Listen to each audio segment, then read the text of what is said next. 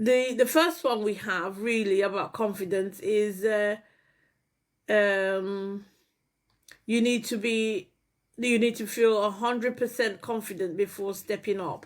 In terms of nurses, that's really a myth. You don't you don't really. I mean, the belief is that you must feel fully ready before applying for a leadership role. A lot of nurses I've come across, they feel they're not ready when considering a promotion or applying for a band 5, rather band 6 and 7 roles. This myth actually keeps nurses stuck waiting for a perfect feeling that they may never have. I remember my first ward meeting was very, very nerve-wracking. The first time I went to present at a ward meeting, I mean, my confidence was, was not there. Even though I knew what I was talking about, I knew the topic, and but having to present it to my colleagues was quite nerve-wracking. But after that first step, that fear shrank. That fear that I had shrank. So that myth of having to be 100% confident before stepping up is really, really a myth that stops people from stepping up. In any role, it doesn't have to be nursing. It could be any situation that you find yourself in at the moment. What you need is a bit of confidence. Believe in yourself. Believe you can do it and go for it. I always say to people, they do not, it's not you either get it wrong or you get it right. And if you get it wrong by trying, you try again. You perfect yourself and you try again. Many people look at jobs, they don't go for the jobs because they don't have the confidence. They think that the job is well above them. But this is a motivation for you to, anything you consider, think of it once and go for it. Don't think too much about certain things. Especially when it comes to jobs and promotion, all they can say is no. And I think it's the fear of the no that keeps everybody away from moving forward with job promotion, applying for a job in any area, in any industry. You need to just go forward with that application. Go forward for the promotion, go forward for the job. Okay? You'll be surprised. You meet all the criteria. So have that confidence. And I know sometimes when you have gone forward for the job a few times, your confidence is knocked when you don't get the job. That's fine. And that's a normal feeling. But we need to keep pushing and we need to keep trying until we get to where we need to be. And you know exactly where you need to be. So, the first myth in terms of feeling 100% before stepping up, going for a role, going for a promotion, that's a myth. You need to do it immediately. You think about it, and you'll be surprised. Your confidence alone will get you through and get you the job that you need. Myth 2. The second myth for leaders says that leaders don't doubt themselves, and that's not quite right. That myth actually it looks as if that self-doubt is a disqualifier for leadership. And when imposter syndrome creeps in during any new responsibility or job transition, that's when you start feeling like doubting yourself. So nurses wrongly assume that doubt equals to incompetence, especially because in nursing, we grade ourselves based on our competence level. We always start on a novice. We're all qualified nurses are novice, and then you build up gradually to become a competent nurse. Proficient is the highest nurse.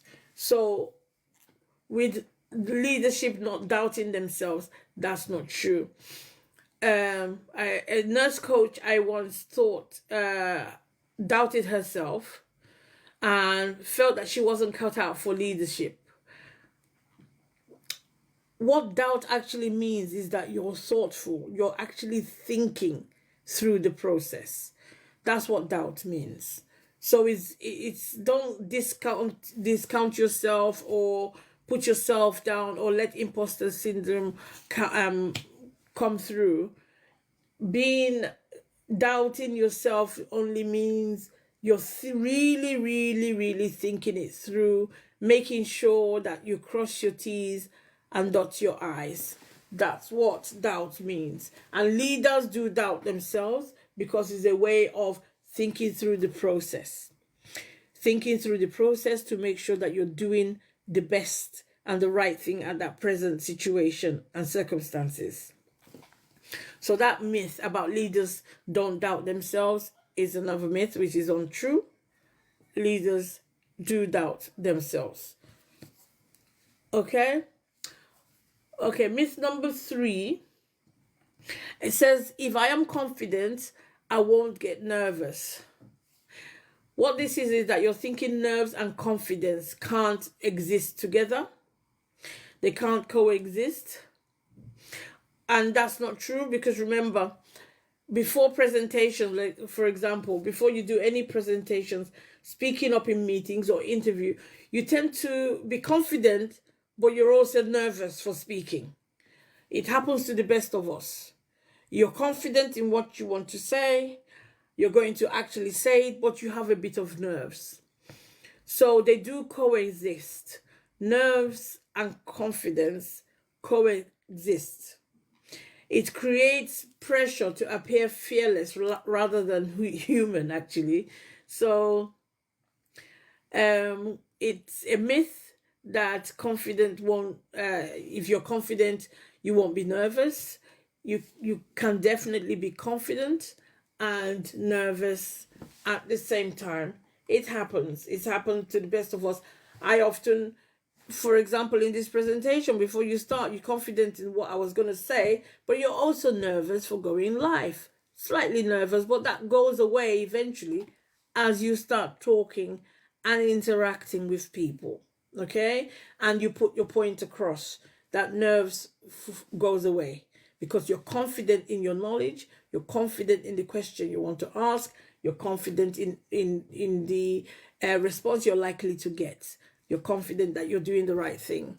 So the nerves goes away gradually. Okay? The 4th myth that people often, especially nurses, often talk about in terms of confidence is people won't take me seriously unless I'm loud. Many examples of this in real life. You tend to find in generally people make noise and they get away with it and they get what they want because I guess people want to keep them quiet. That's really a myth because it's believing that only loud or dominant people are respected.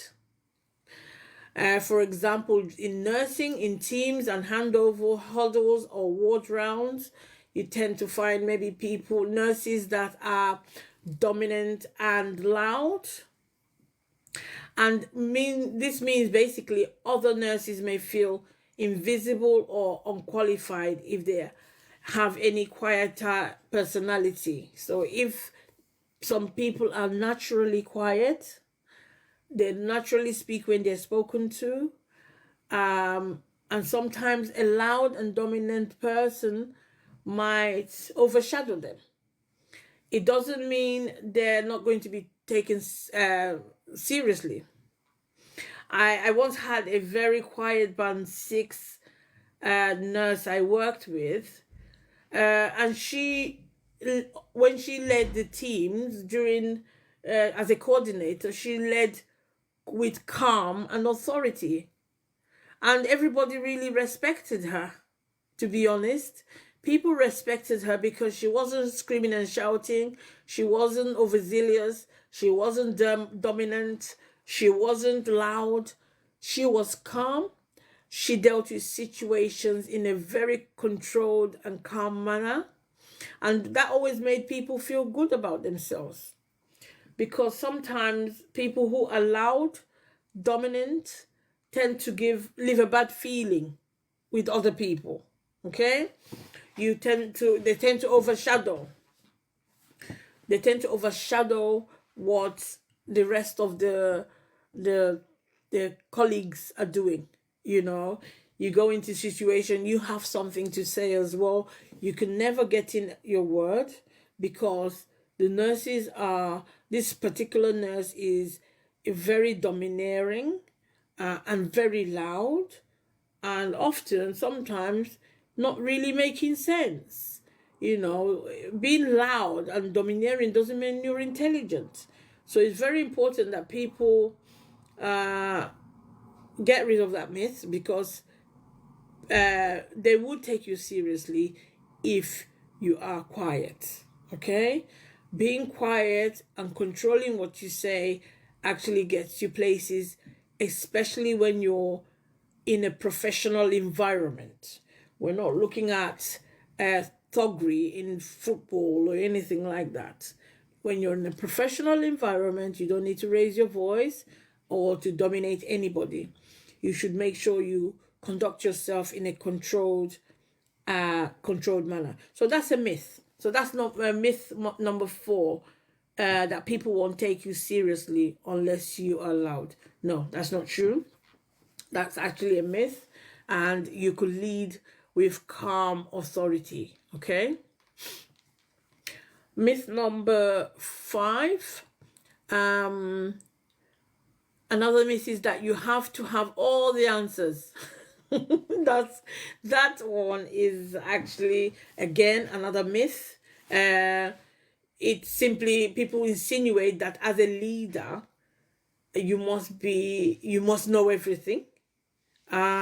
When you're not an encyclopedia, so it's not possible to know everything in every area. That's why when you see leaders, they tend to have advisors that they work with. Okay, if you have a director, you have deputy directors who will be advising that director on specific areas. Okay, so no, leaders don't know everything. They lead. They're able to coordinate and get the best because they surround themselves with knowledge, with people who have the right knowledge. Okay? In conflict resolution or when managing a team, you don't know everything. Okay? This myth actually causes over-functioning and burnout by discouraging this collaboration. So if you ever come across a leader that is knows everything, doesn't allow people to participate, doesn't encourage the teams, or doesn't encourage collaboration, cross collaboration among teams, with internal teams, external teams, that feels like they have the answer to everything, it's more than likely they're working on overdrive. It's more than likely they're over functioning and likely to end in burnout. Because when you lead, a leader is able to draw on all the expertise around them. That's what leadership is all about. You draw on all the expertise. Hi, Chidebere, I see you. Favorite, I see you. You draw on all the expertise around you, and that's what makes a good leader. So for nurses, it's very important that this myth is actually incorrect. You don't have to know everything. you have to know enough to lead. You have to know where to get the information from. Okay? That's what it's about. Once I stopped needing to know it all, my team stepped up and shared great ideas. Because when you don't know everything and you asked your team for information, they're very happy. They're very knowledgeable people around you. So you have to use the knowledge people have. And that's what makes a good leader. Okay? Myth number 6. Confidence means being extroverted. People talk about introvert and extroverts. So associating confidence only with bubbly or outspoken personality is incorrect. It's just as incorrect as associating confidence with loud and dominant people. So this is almost similar. Okay? This often happens when comparing to louder colleagues. Introverted nurses may assume leadership isn't for them, but that's not right and that's not true. Just as we've spoken about nurses who lead with calm and authority, this is exactly that. Confidence does not mean being extroverted. No matter your type, a leader is able to lead. And that's the difference between managing and leading. Managers and leaders, great difference. A leader, irrespective of their personality type, will be able to lead with confidence. Whether they're extroverted or introverted, they will be able to lead. A nurse who is introverted will lead with calm and authority. Okay? I remember once one introverted client avoided speaking in meetings. So after coaching her, she started leading them with calm and clarity. Very important. You don't allow influence people perception of you, what you assume, and all these myths to actually stop you from shining through. So that's a great myth. You don't need to be an extrovert to lead. Either or, anybody can do that, extrovert or introvert, because leading is a skill, is a skill set that you train yourself and you acquire over time. You perfect yourself. Okay, myth number 7. If I'm not asked to lead, I'm not ready. This is more especially the way nursing is structured sometimes on the wards. In the absence of a manager, they will pick someone to perhaps lead the team. And this is really a myth. The fact that you're not picked doesn't mean you're not ready, to be honest. Sometimes you have to step up. That's really what it is. I know you also are fighting against speak when you're spoken to, but oftentimes you have to step up and try it and show them and volunteer and tell them, yes, let me do it. Even if it's, let me do the morning shift or let me do the afternoon shift, something like that. When performance is good, but no promotion offer has come, that's also a situation where this can arise, okay? Because you're performing well, but no promotion has been offered to you, perhaps because there is no vacancy for promotion. But these are things you should have in mind. So often nurses delay their development waiting for external validation. It's very important that you do not rely on external validation. As a nurse, if you are able to think through the care that you're providing and you are following all the steps mentally and with reflection, you don't need an external validation from anybody. You know, okay, this, I've given the best care, I followed every procedure, policy, every theory, you know, that's fine, you're good to go. That's really it in terms of being ready. You need to be able to step up, volunteer yourself, and often performance is not good, is not weighed against promotion. Often you're performing fantastically, but there are no jobs for you to be promoted in, and you shouldn't really be waiting for external validation. You shouldn't be doing that. I always apply before anyone tapped me to say, you need to get a promotion. I just applied because if you're a good leader, you will lead yourself first. You do not need people to volunteer you. You will lead yourself into where you need to be. Okay? That's another thing. If you're a good leader, you will lead yourself. You don't wait to be called upon. You know, you will grab any opportunity that you see. You'll be able to identify, okay, they need this and they need that. I'm going to put myself forward. That's leading yourself. Leading yourself, getting onto the right courses without people having to point out to you, this is a course. You know, you go for it yourself. Leading yourself by volunteering yourself into activities that's happening within your work environment. You don't have to be asked. You just say, yeah, I can do that. I'll do it for you. You know, lending yourself out there allows you to be seen as well. It's like you're showcasing yourself and what you can do. Very important. So myth number 8. Feedback means criticism.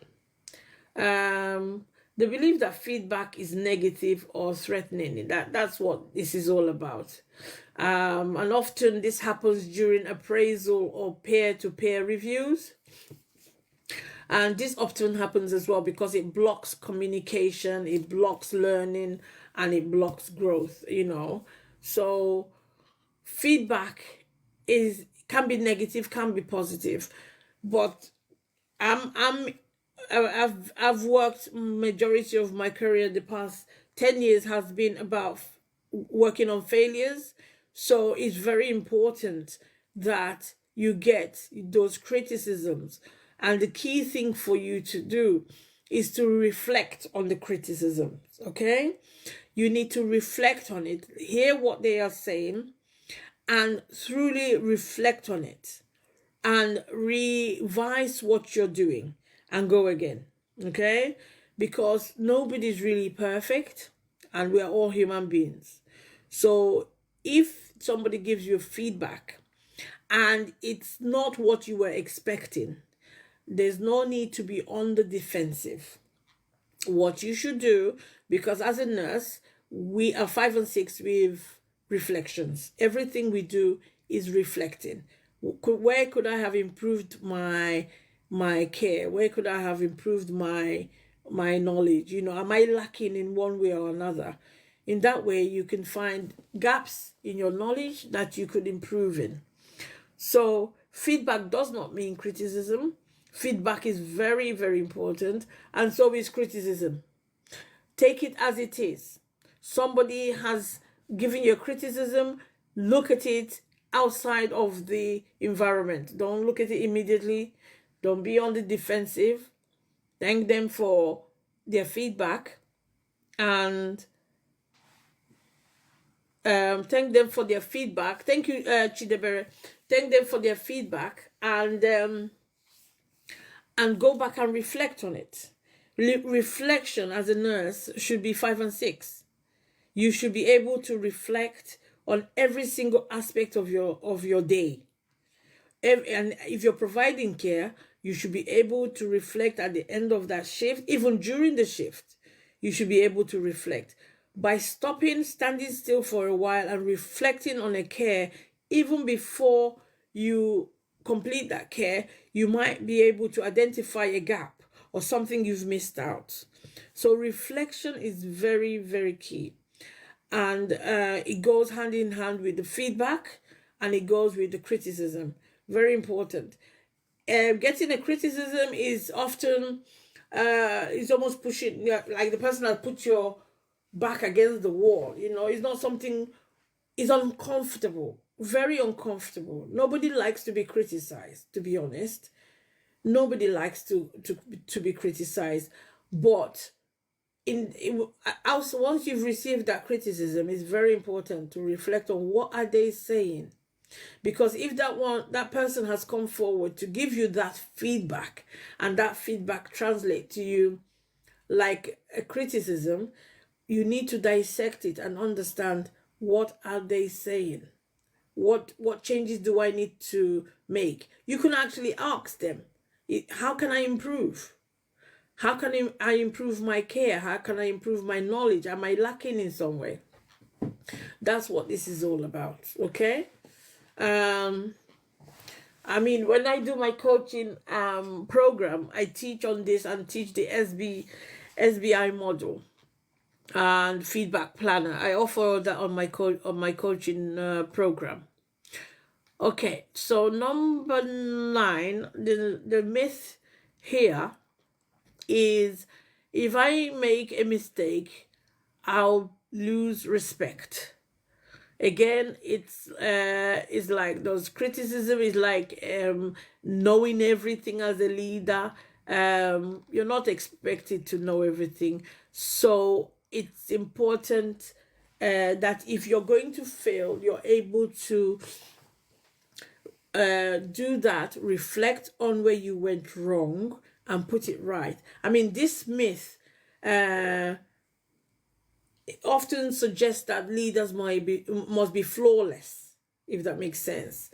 And again, going back to leaders don't know everything, often this comes when there's an error in delegation or communication or staffing.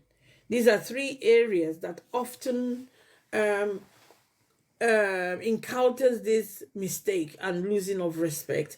Either you've delegated to the wrong person, or there's been a lack or break in communication, or a lack of staffing. Okay? Then this often leads to hiding. It often leads to shame or overcompensation. Okay? Once I forgot to escalate an issue. And in that situation, once I owned up what was happening, that built a lot of trust. What you don't want to do, and what we tend to see happen, is we neglect accepting the fault. We start making excuses, and you can see the rabbit hole we're going down. If you have made a mistake, it's very important to put your hands up and correct it immediately. If there was a gap in your knowledge, you then get a more senior person to support you, or it doesn't have to be a senior person. Anybody else with the knowledge can support you. But the most important thing is, we are not all flawless. Mistakes happen. And no, you won't lose your respect. Where you would lose your respect is if you don't own up. Okay? Where you don't own up, that's where you do lose your respect. Oh gosh. Oh gosh. Yeah, so once the example I gave about me forgetting to escalate a situation, it was a mistake that happened, but it was so brief, because I owned up immediately, and we were able to escalate, the situation. As simple as that. Oh, lovely. Oh, thank you so much. I'm reading this. Oh, thank you. Thank you. Everyone else seems to be quiet, but it's good. It's a classroom. What can I say? There's certain this is really to give you knowledge, and you go away and share it. But yes, being able to accept your mistake, you're not going to lose respect. You're not going to lose the respect. Where the respect is lost is where you don't accept ownership. You don't want to own the mistake. You start looking for excuses. You start looking for who to blame. That's when you stop, you stop getting that trust, and everything falls apart really around there. But yeah. Right. And like the 10th myth is about confidence is equal to being in control all the time. Again, we're talking about not knowing everything. Remember, we spoke about leaders not knowing everything. It's very impossible to be in control all the time. It's very impossible. Very, very impossible to be in control all the time. But mistaking control for competence is another thing. If you're competent as a nurse, you tend to delegate according to skill set. Okay, you know the staff you can delegate to, and that will often mitigate towards any kind of mistake. It will reduce the risk of people people making mistakes. You should be competent in what you're doing. You should be confident about your knowledge. Okay. Oh wow. Okay. You received, okay, let me read this out. Thank you for sharing this.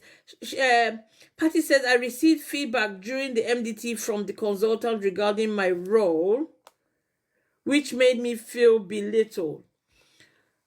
It depends on what he was saying and if it was the appropriate time to share such. Okay? And you're saying she also compared me to the previous duty person, which I felt was unfair.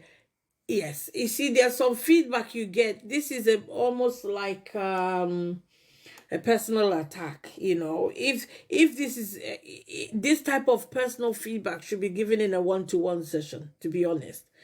If it was between you and the consultant, then you just sit back and listen to what they have to say. Okay, and then your next question would be, how can I improve myself? What suggestions do they have? Because somebody criticizing you with no suggestions sometimes is like an empty barrel. You must have an idea of how I can improve myself. No, there's no shame in the game. You shouldn't be feeling ashamed whatsoever. Anxiety is because you want to improve. You want to be the best in what you do. But you shouldn't be feeling ashamed not to come into work. You should have an action plan. Okay, so this is what I coach people on. Okay, that's one of the reasons I've got this the training program for nurses stepping up, because you can handle this differently. No need for being ashamed. I would give you a tip. One of the things you can ask for, have an action plan. Draw up an action plan. How can I improve myself? What do you want? What changes do you want to see? And whether it's within your remit, whether it's within your capacity in your role. Okay. I hope it's improved. I hope your relationship with the consultant has also improved, because often I feel some of the challenges we have at work in confidence is really personal relationship matters. The relationship we have with consultants and specialist people in our work environment. But thank you for sharing that. Thank you. Oh, congratulations. So you're currently a band 6 and recently got band 7, which you haven't started yet, well done.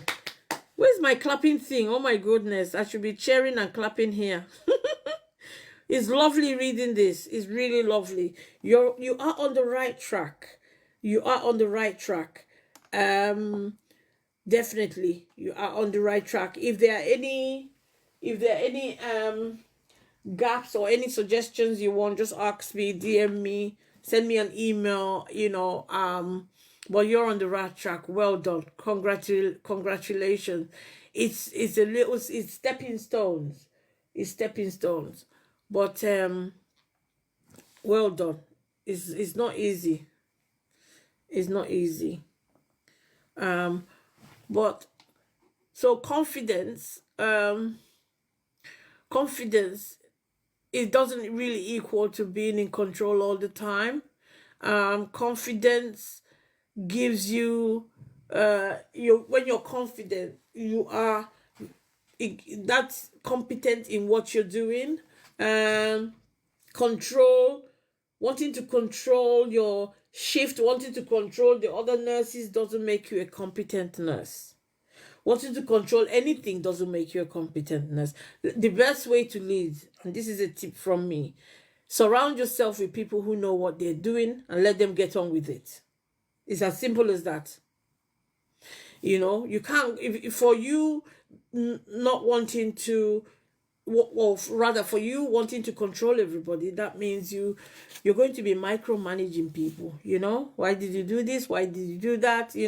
People are having to answer to you. That's time consuming completely.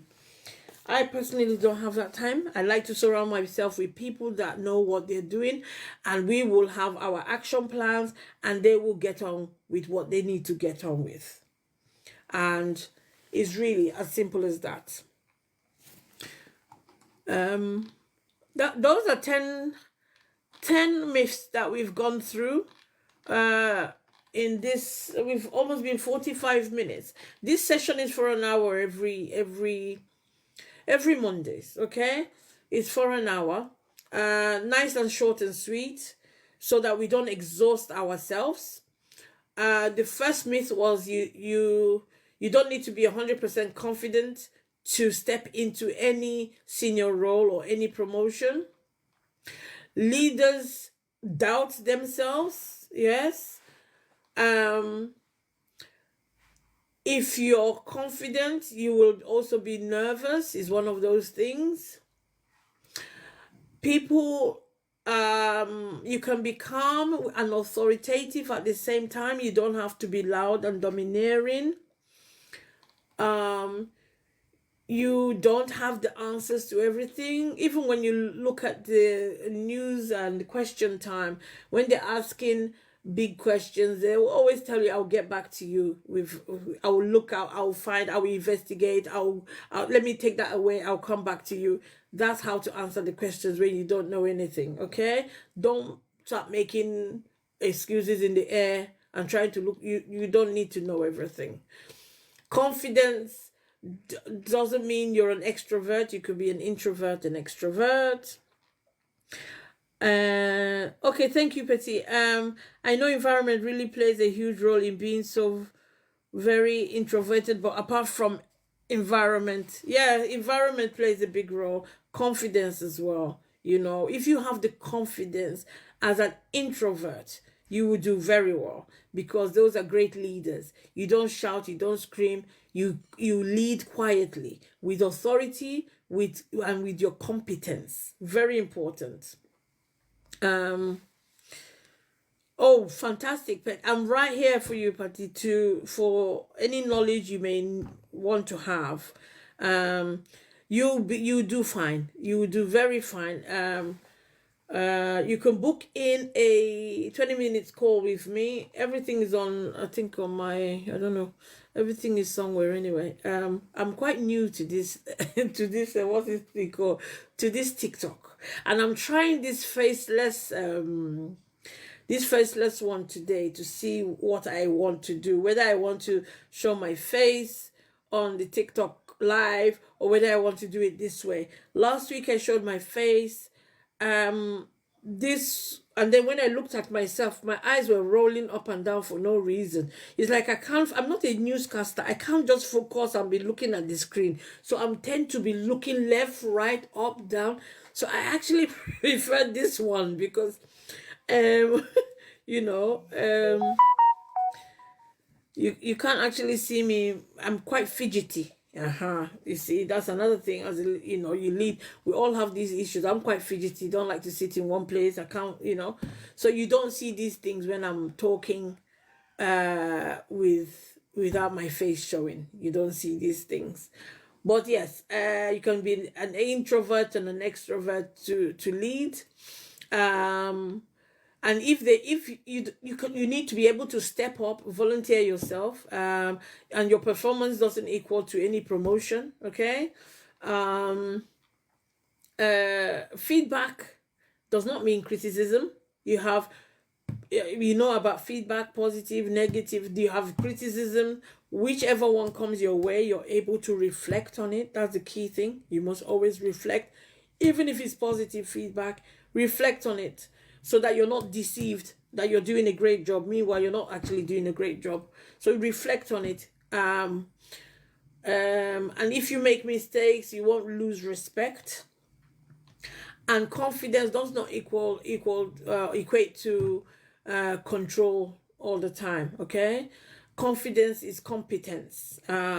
If you are very competent in what you do, you will delegate accordingly, and you will not micromanage, and you will allow your team to get on with it. Okay. These myths are everywhere in nursing.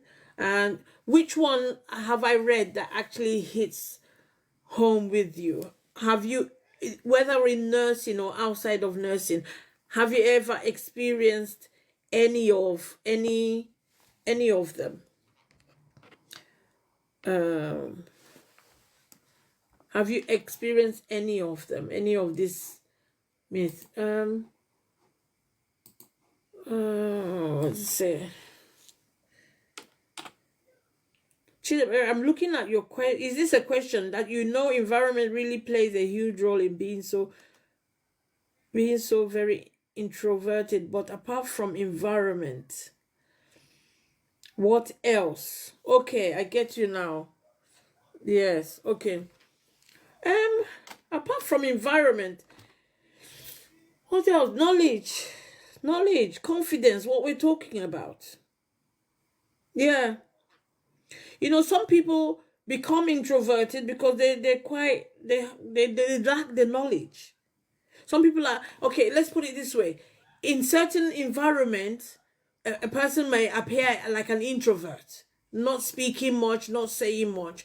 But in another environment, they blossom because they're very knowledgeable in what they're doing. That is where they feel comfortable, if that makes sense. That's what I feel. Because maybe in this role, you're quite, if you look at somebody who has just started a role the first time, they may seem like an introvert because they're just learning the ropes. They're just in a new job, so they're just taking the time, they're treading carefully, and they don't want to make any noise. But give them a few months where their feet have become strong on the ground, you will see a different person. You now think, he wasn't like this when he started, though. Yeah. So environment and the knowledge is really the key thing, and the two of them, right, Patty? Yeah. Okay, so you've received both negative and positive feedback. Yes, feedback is normal. So, Chidabera, I hope I've answered your question. It depends on the person's knowledge, and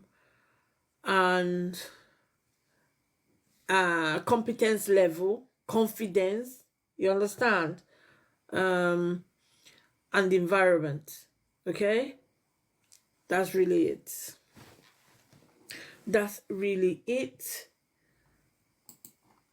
So now, if you drop me a chat in terms of DM me confidence, I have a free band 6.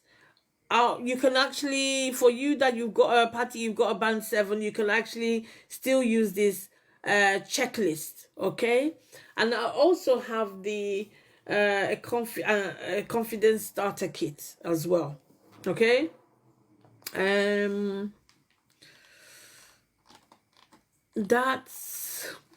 That's it. What is that? Okay. Thank you all for staying this long, actually. Thank you so much. And thank you for engaging. Like I said, this is every Mondays at 8 p.m. UK time. It's still 8 p.m. UK time. And it's only for an hour. Because at the end of the day, I'm as tired as everybody else. And also 8 p.m. because people who are working shifts, they tend to come off at this time as well. So, and then the things I talk about can be applied in any industry. Okay, like I talked about imposter syndrome. That's a generic thing. I talked about confidence and myths, for leaders. That's very generic. Next week, Monday, we're going to talk about building your leadership identity with intention, okay?